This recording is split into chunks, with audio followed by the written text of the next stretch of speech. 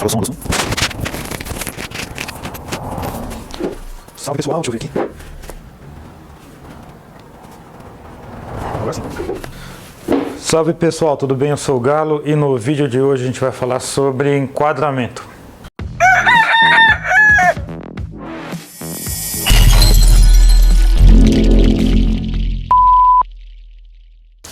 Bom, antes de mais nada, calma.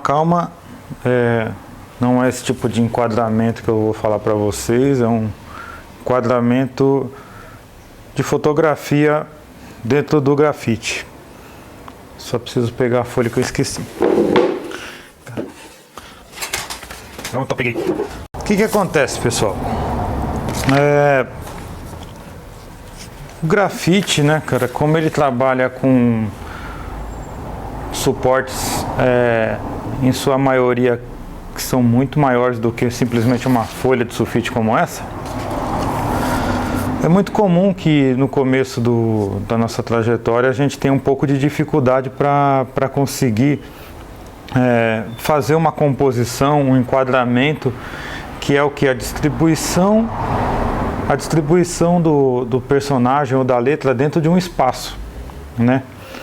E muitas das vezes o muro, ele também não é aquele muro que a gente sonha, o muro ideal, que seria um muro no formato um pouco mais quadrado, aquele muro branco, liso, sem nenhum tipo de interferência, né? Às vezes pode acontecer do muro ter uma janela no meio, um cano, às vezes é um muro muito retangular, né? O comprimento é muito maior do que a altura. E tudo isso acaba influenciando na composição, então faz com que o grafiteiro ou a grafiteira, na maior parte das vezes, ele acaba condicionando o personagem ou a letra a acontecer dentro desse espaço, né? Dentro desse retângulo, né? Então eu vou pegar alguns exemplos aqui de alguns trampos que eu já fiz e vou fazer um detalhe, eu vou fazer um estudo aqui com base no que eu já fiz. E assim, vocês também não precisam pegar isso daqui como uma base assim teórica, ou seja lá o que for, porque é mais uma opinião minha com base no que eu já fiz. Não é nada assim que tem que ser levado ao pé da letra, mas eu acho que vai ajudar um pouco. Então eu vou pegar o exemplo aqui, por exemplo, dessa imagem aqui, ó. Vou pegar como uma primeira imagem, esse trampo aqui, por exemplo, vocês estão vendo aí na tela, é um trampo que eu fiz no Street of Styles, que é um festival de grafite lá em Curitiba, no mês de abril agora, né, de 2024. E lá foi um típico caso onde os painéis, né, que o pessoal colocou para os grafiteiros e para as grafiteiras pintar, são painéis bem retangulares, né? Você vê que é um layout, né, muito comprido, né? E aí, o que acontece? Nessas ocasiões é muito comum que o artista acabe condicionando o personagem ou a letra para acontecer dentro desse espaço limitado. E aí, o que aconteceu nessa proposta, né?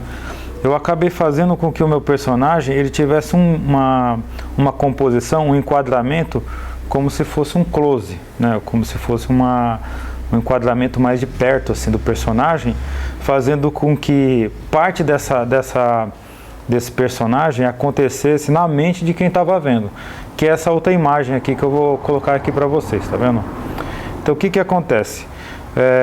Quando você conta que qualquer pessoa que observar o seu trampo, ela é capaz de conseguir continuar a imagem de certa forma, isso abre os horizontes, né, de tal maneira que você acaba aumentando a proporção do seu trampo, contando com a imaginação dos outros.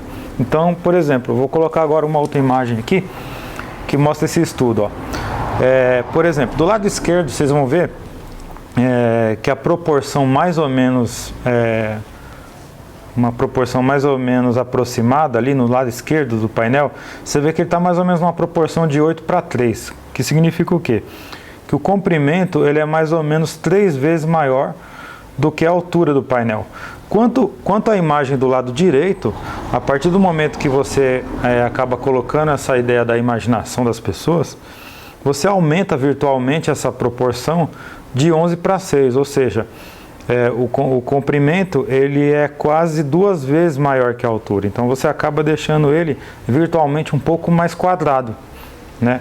E isso acaba facilitando a composição, acaba enriquecendo a composição, né? Outro exemplo também que eu vou dar também, mas antes desse exemplo, continuando nesse projeto aí de Curitiba, nesse rolê de Curitiba, eu fiz também um outro infógrafo aqui que fala, né, aqui ó, do lado esquerdo você tem a área real, né, que é aquilo que se vê de imediato, de frente para o trampo, e do lado direito você tem a área virtual, que é o quê?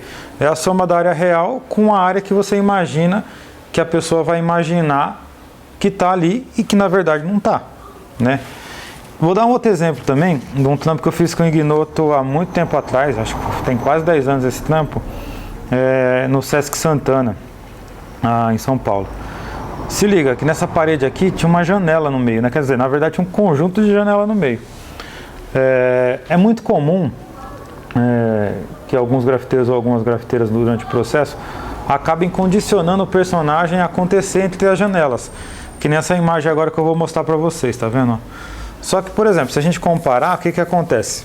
Do lado esquerdo eu peguei a janela como parte da composição e deixei meu personagem completamente atrás dela, deixando com que o espectador ele acabasse formando na sua mente a ideia de que tinha alguma coisa ali atrás da janela, né? E do lado direito você vê que uma composição mais confortável, onde a maioria das pessoas acabam optando, que é o quê? Ignorar a janela e tentar encaixar o personagem entre os espaços visíveis, né? Então, assim, eu particularmente eu gosto de interagir com essa parte imaginativa, né? Vou dar um outro exemplo também de um trampo lá em Rio Claro, que foi feito, acho que já faz uns 2 anos mais ou menos, onde o muro também era muito comprido, e aí eu acabei cortando os personagens, às vezes até pela metade, como vocês podem ver nessa imagem aí, ó. Tá vendo, ó? Eu separei 3 trechos do muro, porque o muro era muito grande, o muro tinha 60 metros por 2, pra vocês terem uma ideia. Então eu selecionei essas 3 partes para vocês terem uma ideia de como que eu enquadrei os personagens, dentro dessa parede. Então, por exemplo, na figura 1 ali em cima, você vê que praticamente metade do peixe está virtual, né? Na imagem do meio, uma parte de cima está virtual e na parte mais de baixo ele está metade virtualmente para cima. Então, o que acontece? Quando você faz esse tipo de remanejamento, de enquadramento na imagem, você acaba ganhando um pouco mais de qualidade fotográfica no trampo, né? E aí você não precisa condicionar o seu trampo para aparecer menos em função do layout que você encontra, beleza?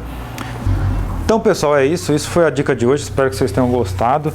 Qualquer coisa, manda um comentário aqui embaixo no vídeo.